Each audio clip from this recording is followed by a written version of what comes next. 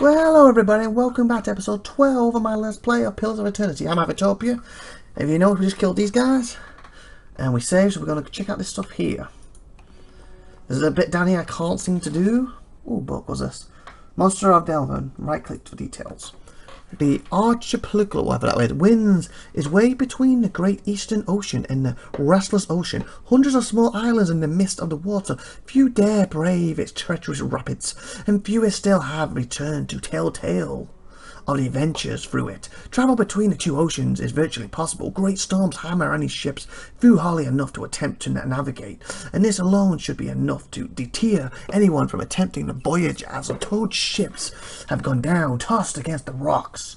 The weather and the treacherous rocks are only a precursor to the actual horror of the whatever that word is, the terrors of the deep. No one knows how many creatures stalk the ocean, waiting for unsuspecting sailors to drift into their waters, but we do know of some. Barb Ravager, a giant shark that is known to rampaging vessels, trying to knock sailors off the deck and smash a hole in the hull. It has tremendous spines protruding from its sides and back that are presumed to be poisonous. The largest sighted barbed Ravager with survivors was estimated to be almost 30 feet long. Ow!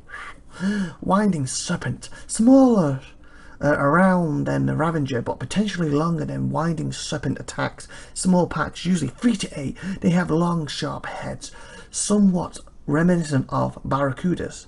Like the Ravager, they repeatedly slam into the side of a ship, hoping to crack a hole in it or knock someone from the deck. They have also been known to swim to the depths and shoot up out of the ocean, landing on the deck, coiling and winding, whatever, their way around, snapping up any crew they can before plunging back into the ocean.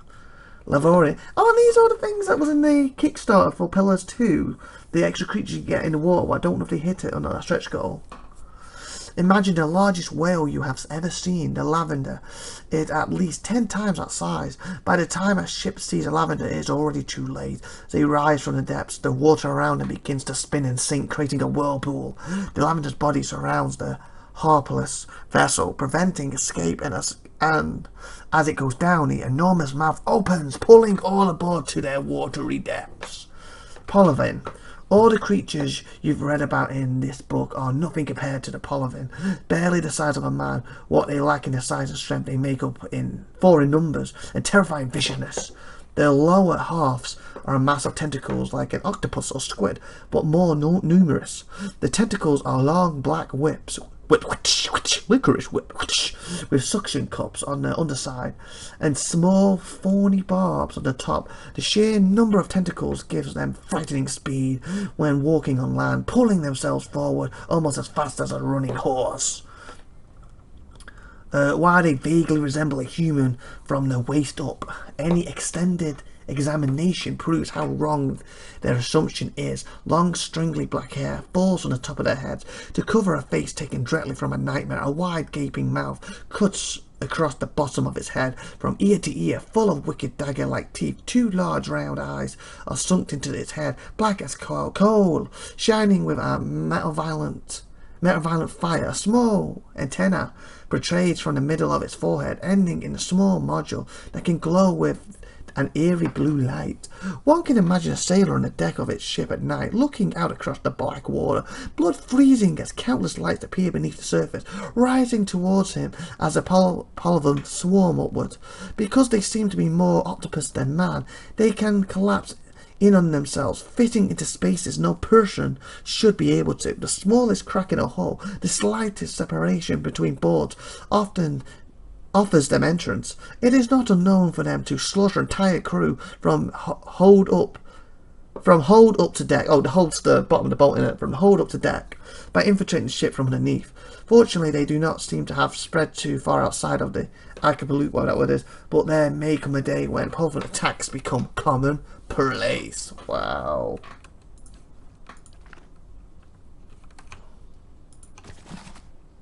Kappa. Dungeon roll. Caramba. Dungeon roll. Value 16 CP. The origin and practice of Dundon Row are difficult to nail down. When asked, everyone seems to know how Dundon Row started and how long it's been in operation. Yet every person asked gives a different account of its creation and a different date. The only thing everyone can agree on is that it seems to have been around as long as anyone can remember. Without fail, everyone recalls hearing about the exploits of Dundon Row when they were children. Aside from the organisation being comprised of special investigators, most of whom seem to be chippers, whatever that word is, sippers, and the fact that they seem to have their own hands in everything, yet never admit to it. Everything reported about Dundon Row walks the line between truth and outright hearsay.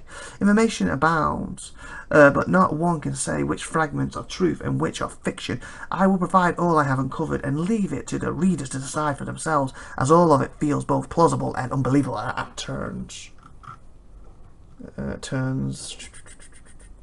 That's a bit more.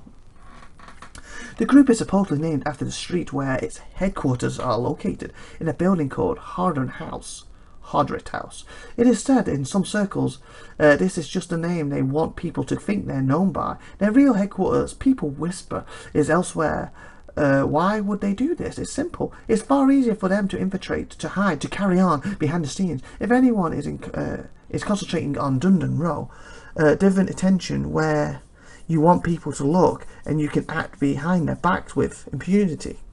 So divert attention. Oh, that sounds better. Divert, not divert. Divert attention where you want people to look, and you can act behind their backs with impunity. Okay. People who have interactions with agents from Dundon Row invariably describe them as unmemorable. No details as to their appearance, behaviour, or anything beyond the fact that they were there seem to stick with anyone. Are they truly nondescript, or do their ciphers, whatever that is, use their powers to remain anonymous? As with so many questions regarding Dundon Row, no one seems to know. While no specific details about the agents are ever reported, one fact that all people agree with is that they seem primarily to be Orlands and Gotham elves. Through theories as to why this may be, are many and conflicting. Is this basically like the stories about with like America, how there's been aliens on the planet and is it like they're is it the FBI or another secret organization in America from, you know, like Area 41, no, 51, isn't it? It's gone blank. Basically they send agents to your house and no one remembers anything about them, and basically after they've left you kind of forget about the aliens ever appearing or something. A bit like the Men in Black, and basically what them films are based off. I guess the concept idea was based off, then they ran with the idea. Is it supposed to be something along that lines? That, so some people say, yeah, they have agents that stop you from seeing aliens, but then really other people, yeah, that's a lot of rubbish. Is that basically what this Dundon Row is supposed to be? Okay, anyway, the presumed headquarters is supposedly run by Lady Alison Webb, though no one seems able to pinpoint the time of her arrival. The author was unable to locate a single person familiar with Dundon Row who could remember a time when she wasn't around. Many things are hinted at behind closed doors about Lady Webb, but few are willing to elaborate. Basically talk about it in more detail. I can't say the word properly. Elaborate. For it is rumoured that although she has not left Hardret House since anyone can remember, she is a cipher, that word again, of tremendous power, and that she can read the thoughts of the entire city at will. Theories abound regarding her age, her reasons for what would seem to be a lifetime of seclusion, and even of her secret control over all the Deference Bray, if not Drywood itself. But as with all other matters regarding organisation, no one seems to be able to say anything for sure. Okay, interesting. Wow. There's a lot of detail with the books in here. Like Elder Scrolls do. Sword. To high grace I write and implore that rest of the letters. Letters crossed out in several places and the abundant together. Okay.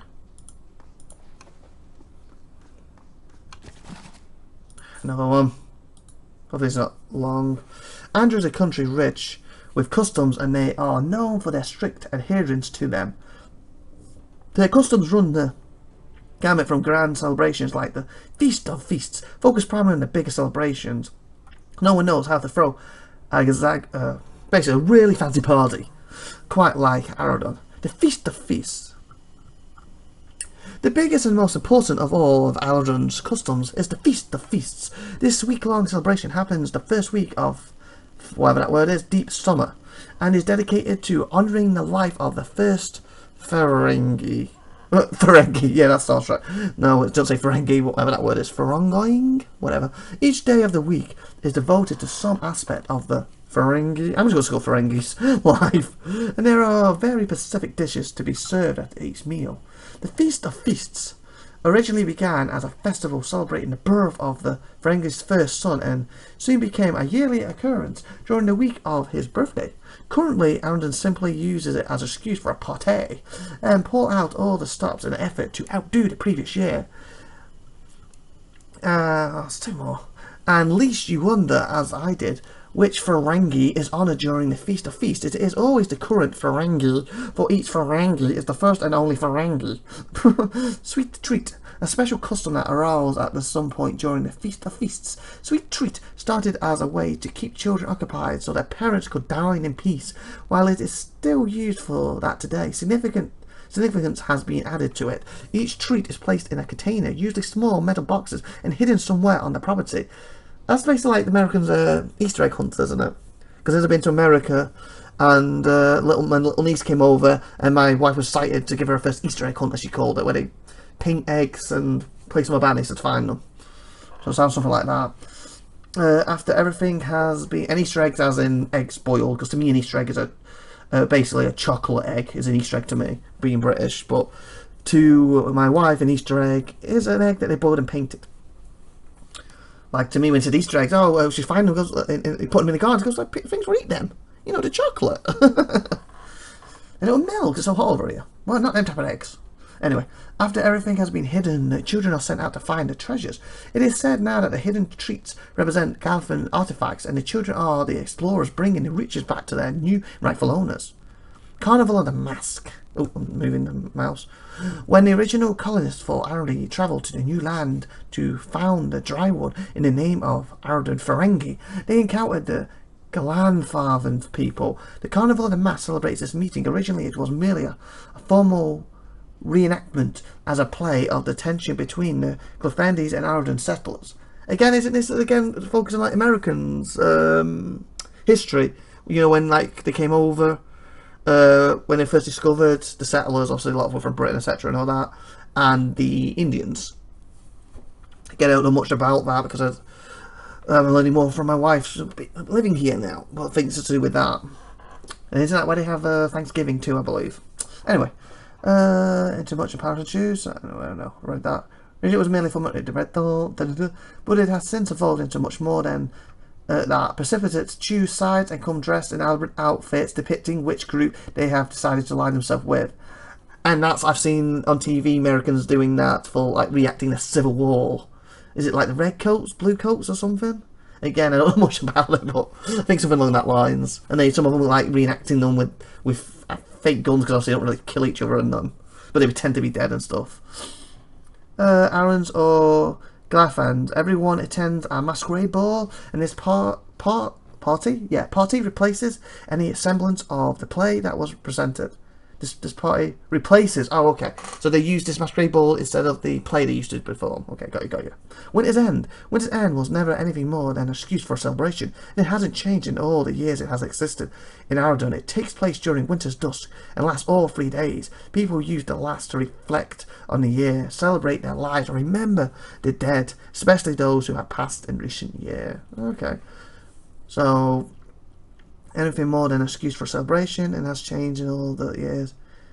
Takes place during winter's dusk and lasts all 3 days. Okay. Interesting. These prayer scrolls are coated in a thick layer of grime. I'm going to save them, because I'm not sure I saved after I killed them. I think I did, but it's quite a while ago now since all that running. Kind of. Oh, let's. I'll go on ahead. Go stealthy. Stealthy. I'll have this open in no time. Lock picks require 3. Party lock pick 9. Do you want to pick the lock? Yes. That'll do it. Yes. Warhammer. Where's the other thing? So this looks like something. Oh, Back of Venice. Great Western Stag. Oh, I guess it's smaller. The small volume of verses and plasmas is somewhat battered, suggesting it used to be carried on someone's person. I was going to say person. The pages are dog-eared and worn. Can I pause this? Oh, it's paused. The pages are. I lost the spot. Dog-eared and worn, and the gold threads which form the title of the book have begun to fray. Here's my chair, get a bit uncomfortable. The book tends to open to a particular section where someone has marked a verse with a small blotch of ink. And Dung, the bright star, spoke, and her voice was like a clarion cry. Calling his soul forth, he knew her for the right hand of the shining god, and was afraid. "Oh, wanderer, hear me," she spoke. "You are known to us, and your deeds put you far from salvation." And he wept, for he knew that his sins lay bare before the great illumination. The Sangres spoke, and his voice swept forth with the heart and force of the bright day sun. "Weep not, for the child of light has forgiveness even for you, if you will embrace him." Harmach knelt before them, resolved to save himself, and ask what he must do. And Mulligan spoke. Her voice was like the songbird's final hymn, bidding farewell to the day's light. "What darkness lies within you? You must cast it into his light. Your sins will be burned from you until you are newly formed, reborn into its keeping." It's like a religious thing, this, isn't it? So spoke Modgun. But Endgun warned him, saying, "You have walked all these years into the darkness, and must now return. You will find that path like treading fire, and at every step you will be tempted to turn away, but no harm will come to you if you keep your faith." And that's the other one. Last thing I'll read then in this episode, I think. Then that's hopefully next time when we action next episode, I'll be reading stuff. One day, Elephant was sitting on a wall, watching a cat play in the sun. A crystal hung in a nearby tree had fragmented a sunbeam and scattered small motes of light on the ground. They danced around the cat, sliding over him as he frantically batted at them. He spun in place, following one as it rushed past him, and leaped on it, trying to pin it down. Elephant smiled, amused at the animal's tendency. Whatever. Basically, he really wants it. I know what the word means, I just can't say it. The cat landed on the spot, placing his paws over it, only to watch it flit away again. Anthers watched the cat's tail twitch and slap at the ground, annoyed that his prey could not be pinned. "Why must you tease him?" a voice said from behind him, accompanied by the crunch of sandals on the gravel. "I merely bring the dawn," Anthony responded. "I don't stroke the hunter's heart. That's your responsibility, isn't it?" "True," said a second voice, "but neither do you quell it. If the hunter could not see his prey, would he still hunt?" So philosophical Halley, Ethans, whatever, said and turned to greet the two gods. I was going to say, I'm thinking this is like gods talking. Greeted the two gods and approached him. "Have you come to debate the parallel between sight and desire?" He gestures to the wall, inviting Howland and the governor to join him. They sat in silence and watching the cat, who continued to hunt the sun, brutally swatting at another mot, and then rolling onto its back. "I have created the ultimate prey," Irvin said finally, breaking the silence. "It can be tracked, it can be followed, it can be seen, but it can never be caught." Coven laughed lightly. "You don't agree?" Current asked. "Yeah, because if you never catch a thing, after a while they're going to give up and go hunt things that can be caught. Because obviously cats hunt things for food and to play with. And if it's starving, it's no longer to play with, it wants its food. And if it can't catch it, it's going to go to something it can catch. It's not the ultimate prey."